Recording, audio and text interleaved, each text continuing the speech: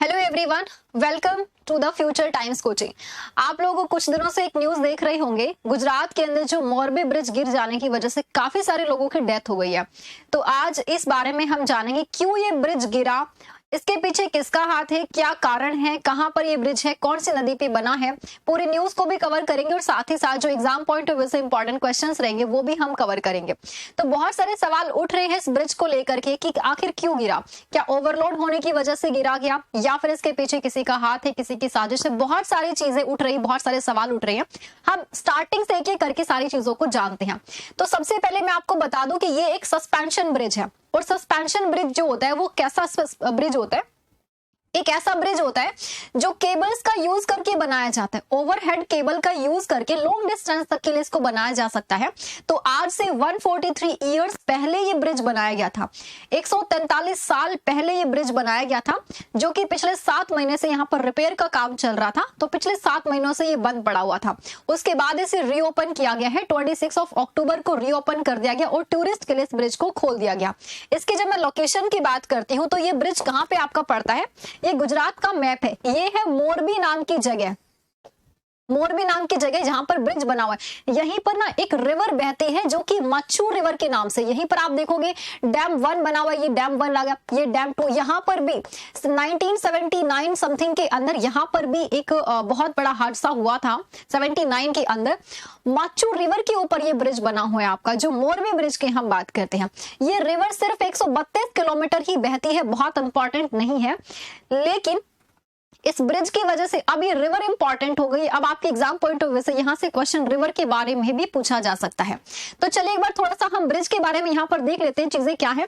European technology का use करके इस ब्रिज को आज से 143 इयर्स पहले बनाया गया था, जो कि पिछले 7 महीने से इसमें क्या है काम चल रहा था यहाँ पर। और इसको 26 अक्टूबर को रीओपन किया गया। अब होता क्या है ना, जब किसी भी चीज का इनॉग्रेशन किया जाता है, जब कोई चीज नई बनाई जाती है या फिर उसको रीओपन किया जाता है, तो एक बार उसको चेक किया जाता है, एक बार उसकी जांच की जाती है कि वो चीज ठीक प्रकार से काम कर रही है कि नहीं कर रही है। इस पूरे ब्रिज को बनाने का काम, इसका रेनोवेशन का जो काम है, ये ओरेवा ग्रुप को दिया गया था। और मोरबी म्युनिसिपैलिटी से यहाँ पर परमिशन लेनी होती है जांच करने के लिए, एक सर्टिफिकेट लेना होता है ना। जब कोई भी चीज बनती है टेस्टिंग के लिए एक सर्टिफिकेट मिलता है, यहाँ पर फिटनेस सर्टिफिकेट। तो मोरबी म्युनिसिपैलिटी से यहाँ पर कोई भी टेस्टिंग सर्टिफिकेट नहीं लिया गया, फिटनेस सर्टिफिकेट नहीं लिया गया था, यानी कि इसकी जांच नहीं हुई थी।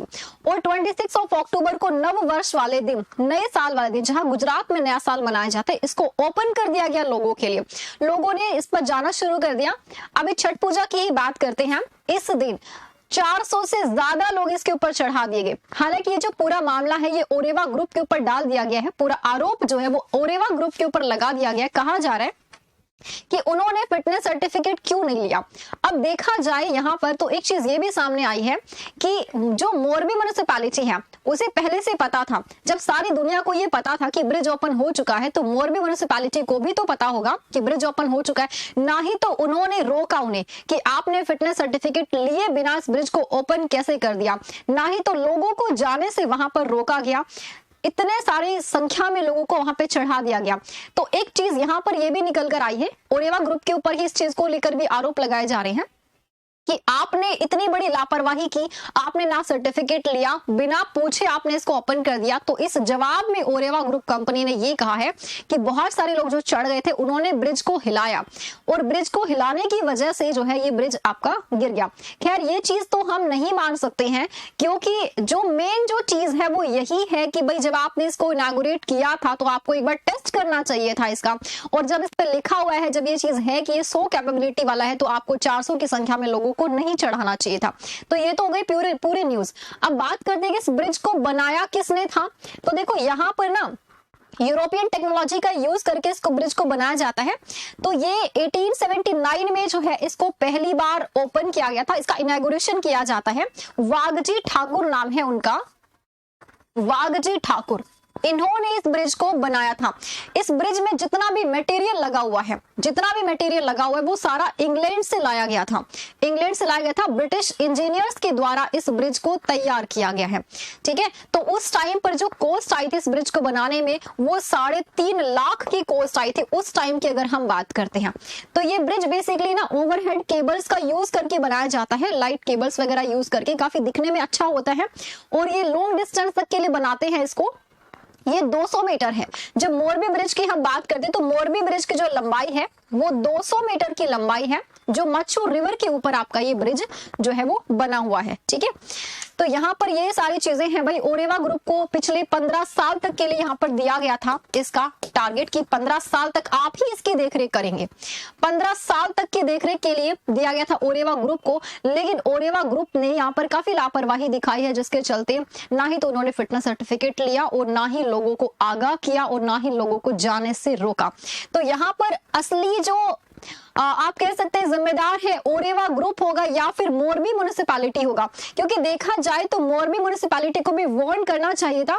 जहां पर सब लोगों को पता है कि वो ब्रिज ओपन हो चुका है, इतने लोग उस पर चढ़े हुए, वहां पर मोरबी म्युनिसिपैलिटी को भी पता था, उसके बावजूद मोरबी म्युनिसिपैलिटी ने चुप्पी धारण की हुई थी। कोई भी यहाँ पर एक्शन नहीं लिया, ना ही तो लोगों को जाने से रोका और ना ही ओरेवा ग्रुप को फटकार लगाई कि आपने बिना फिटनेस सर्टिफिकेट लिए उस ब्रिज को ओपन कैसे कर दिया। जब ये ब्रिज ओपन होना था उससे 5 दिन पहले ही इसको ओपन कर दिया गया था, 26 अक्टूबर को। इसके 5 दिन बाद ये ब्रिज ओपन होना था। सो ये है गाइस पूरी न्यूज आपकी, जहां पर कुछ चीजें हैं एग्जाम पॉइंट ऑफ व्यू से इंपॉर्टेंट हैं और बाकी चीजें आपकी यहाँ पर आपको पता होनी चाहिए, वो सारी चीजें मैंने आपको बताई हैं। वीडियो अगर आप लोगों को अच्छी लगी है तो लाइक कीजिएगा, शेयर कीजिएगा, चैनल पर अगर आप नए हैं तो सब्सक्राइब कीजिएगा। मिलते हैं हमारी नेक्स्ट अपडेटेड न्यूज के साथ में। Thank you so much, have a good day.